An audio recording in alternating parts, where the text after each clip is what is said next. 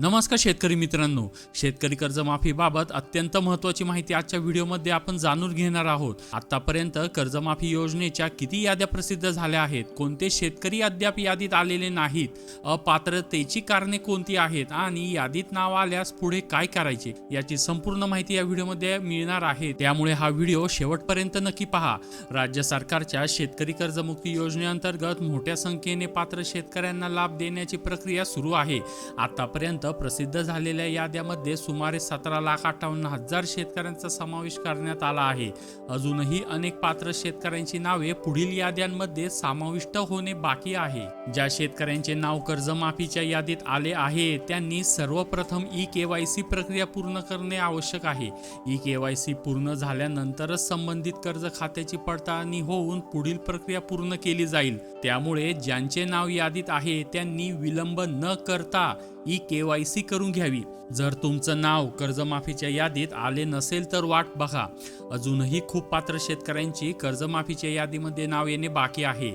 लवकरच सर्व पात्र शेतकऱ्यांची कर्जमाफीच्या यादीमध्ये नाव नक्की येईल। त्यानंतर आता कोणते शेतकरी असे आहेत की ज्यांचं कर्जमाफीतून नाव वगळली आहेत, त्यातले अपात्रतेची कारणे ती वेगवेगळी आहेत। जे शेतकरी कर्जमाफी योजनेमध्ये बसत नाही अशी शेतकऱ्यांची नाव साहजिकच आहे कर्जमाफीच्या यादीत येणार नाही। आता त्याचे नियम आणि त्याचा GR आपण या अगोदर बघितला आहे। ज्या शेतकऱ्यांचं 30 सप्टेंबर 2025 ला कर्ज थकीत होते आणि त्यांनी 31 मार्च 2026 पर्यंत भरले नव्हते, असे सर्व शेतकरी कर्जमाफी योजनेसाठी 2 लाख रुपयापर्यंतच्या कर्जमाफीस पात्र आहेत। आणि ज्या शेतकऱ्यांनी 2022 ते 2023, 2023 ते 2024 आणि 2024 ते 2025 या 3 पैकी किमान 2 वर्ष रेग्युलर कर्ज भरलेला आहे आणि मागच्या वर्षी सुद्धा ते चालू बाकीमध्ये आहे, अशा शेतकऱ्यांना 50,000 रुपये प्रोत्साहन अनुदान मिळणार आहे। आता प्रोत्साहन अनुदानाच्या ज्या याद्या आहेत त्यामध्ये आलेल्या नाही।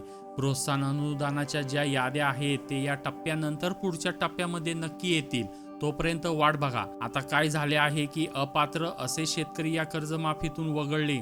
आता जो पुढचा मुद्दा आहे की अपात्रतेची कारणे काय आहेत। बघा, या ठिकाणी एक महत्त्वाचं कारण आहे जे म्हणजे ITR भरणारे। आता इन्कम टॅक्स भरणारे जे शेतकरी आहे असे शेतकरी कर्जमाफी योजनेमध्ये अपात्र करण्यात आले आहे।